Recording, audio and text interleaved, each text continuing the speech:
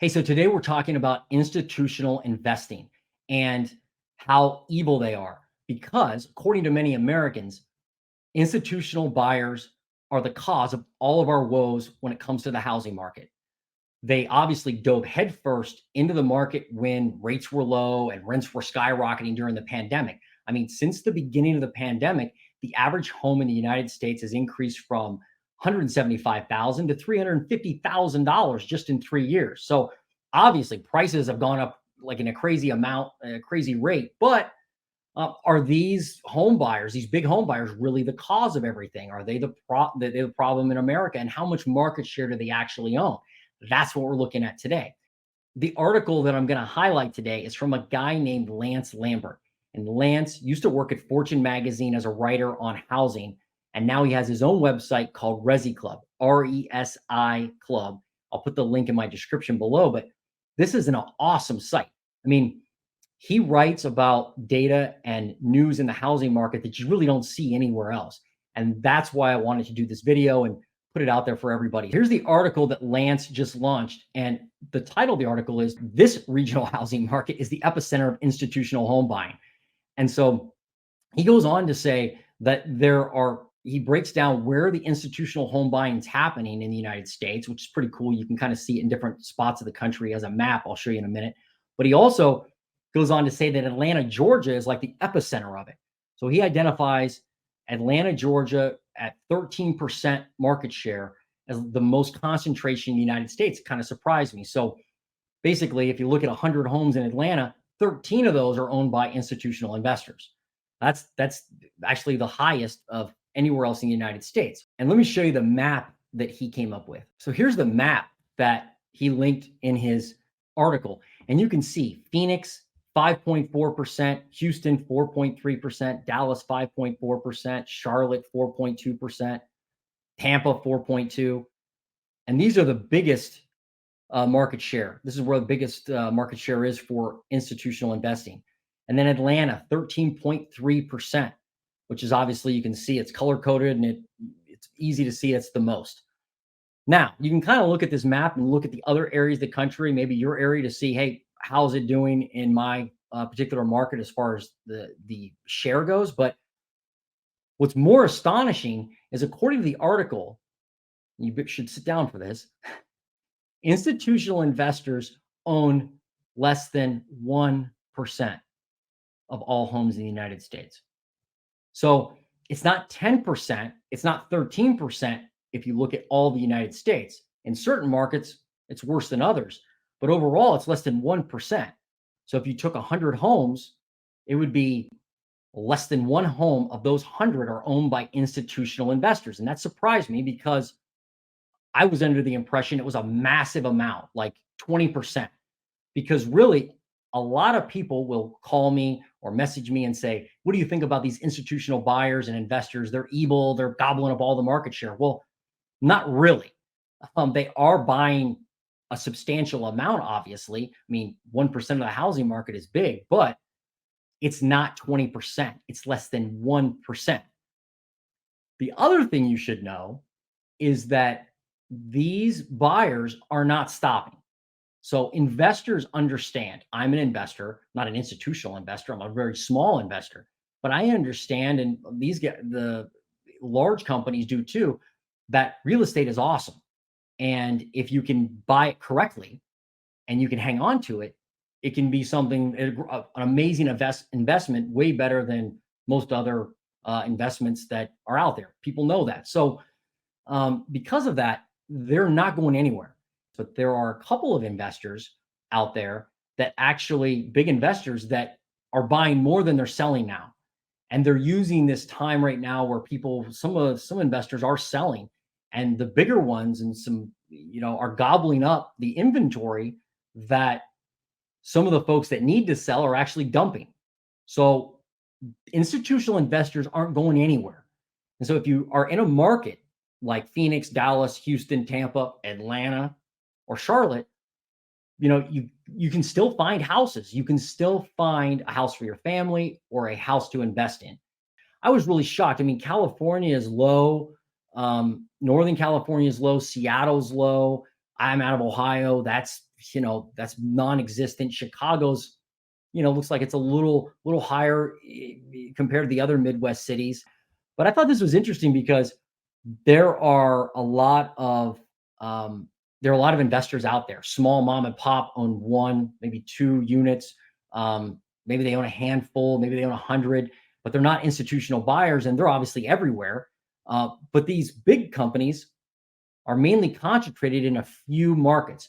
And I think, according to the article, what I read was 34% of the homes owned by institutional investors are owned in the markets you see on the screen. So it's not that they don't own houses in other markets, but their main concentration is right here that you can see. So yeah, they're not going anywhere, folks. And I'm curious to hear what your opinions are. Do you think are you experiencing a ton of institutional investing in your neighborhood? Do you see it happening? I'd love to know, because if you're on the ground level, you can kind of give me some insight. I can tell you here in Ohio, I do see it, but it's slim. I just don't think investors understand or want to move or want to buy in Ohio.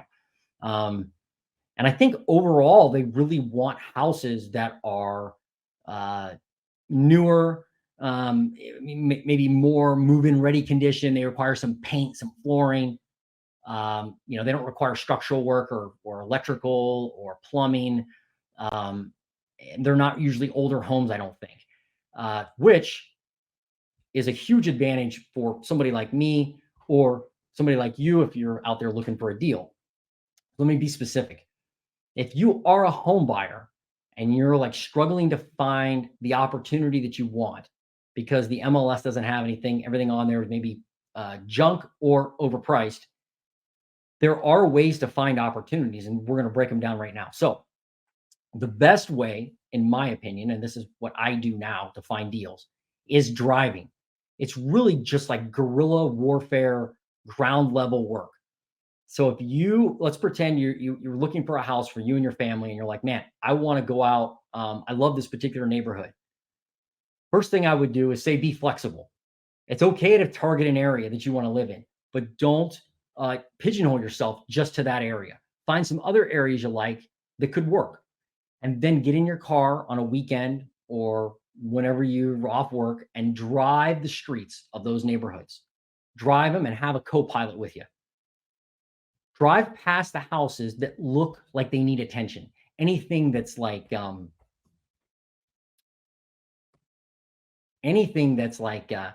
dilapidated, or maybe the windows are broken or boarded up. That's obviously easy to identify.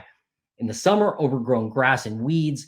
If you see a bunch of cars in the driveway, it seems like this is common with houses in distress. If there's a lot of cars in the driveway with weeds growing around them on each side, that is a good sign too.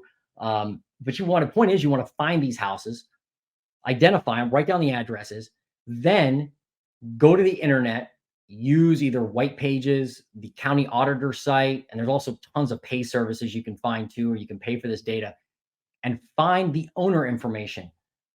If they don't live there, find their mailing address. That's very important. Then you simply have to write a letter to that person and explain what you want. What do you want? Well, you're interested in their house, maybe to buy. So write them a letter, very simple, and say, hey, I live in the area. I'm looking for a house. And here's the best part. And here's where you can separate yourself from the institutional buyers. Institutional buyers basically just shotgun out offers to sellers. Well, if you can find a seller who wants to sell to somebody who's local, and they do exist, trust me, there's a lot of sellers out there that don't want to sell to these big companies. And sometimes they don't know any better. But if you can go out and find a seller who wants to deal with somebody local, and you can add that in your letter. Hey, I'm looking for a house for myself and my family. I'd love to talk to you about your home if you want to sell it.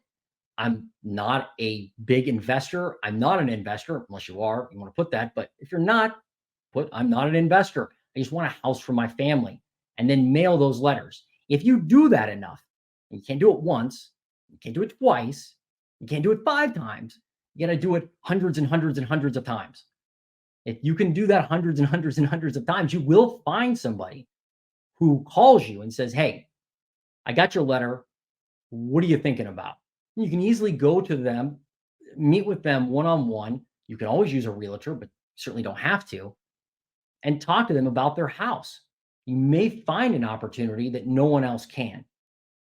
The other way, and this is the second way that you can find a deal that nobody else can, or the institutional buyers can't, is use programs designed for owner occupants. So here's an example. FHA just released rules around 2, 3, and 4 unit properties. And so they have a rule now where they'll lend up to 95% of the value, meaning you only have to give a 5% down payment to buy a duplex, like a 2 unit building. Now, institutional investors can't take advantage of deals like this. Why? Because they can't live in the building. And to qualify for this program, you have to live in the building for at least a year. So if you can be flexible with your living situation and you can find a duplex that maybe is beat up and old and put some money and time into it, you can move in one side while finding a tenant for the other side, rent out the other side, and basically pay a good portion, if not all, of your mortgage payment.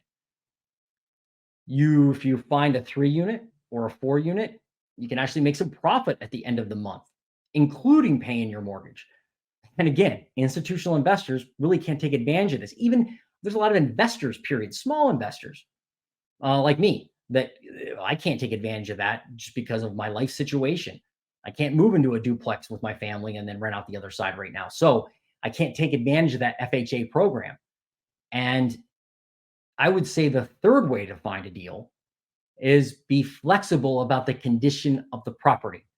So if you can find any deal or any property that has a substantial amount of work needed, and it's not move-in ready, especially if it's an older home, you can make a run at that property and maybe able to snag it, while investors, and especially big investors, will stay away from it. A lot of folks are all looking for the move-in ready house. Well, if you're different and you're okay with some work, putting in some money and having some patience, maybe living with, heaven forbid, carpet or formica or laminate counters instead of granite, maybe it has plaster walls right now or whatever, and no garage and all that. You have to park on the street. If you can be flexible, you can find a deal before any of these other folks do. So I would say, number one, make sure that you're looking at programs investors and big institutional buyers can't take advantage of.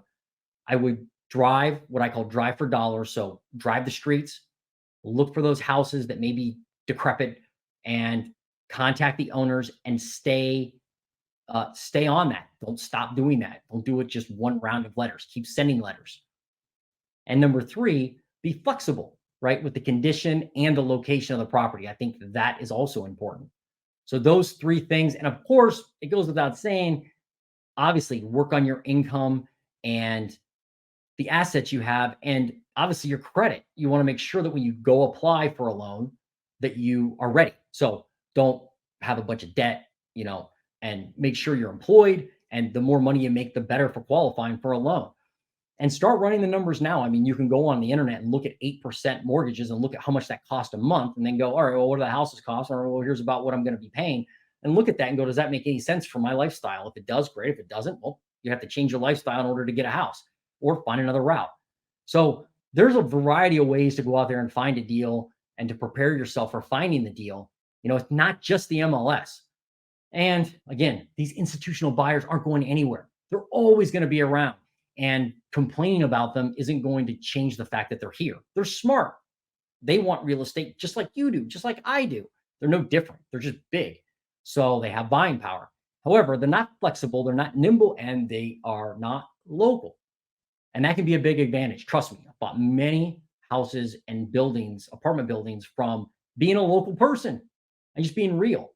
And I think that's the key. So anyway, I think I should have said, like, you should subscribe or something to this and my channel, and maybe hit the like button, which you can, but it's like the end of the video, so maybe you don't want to. Anyway, I'm going to do one of these again. See ya.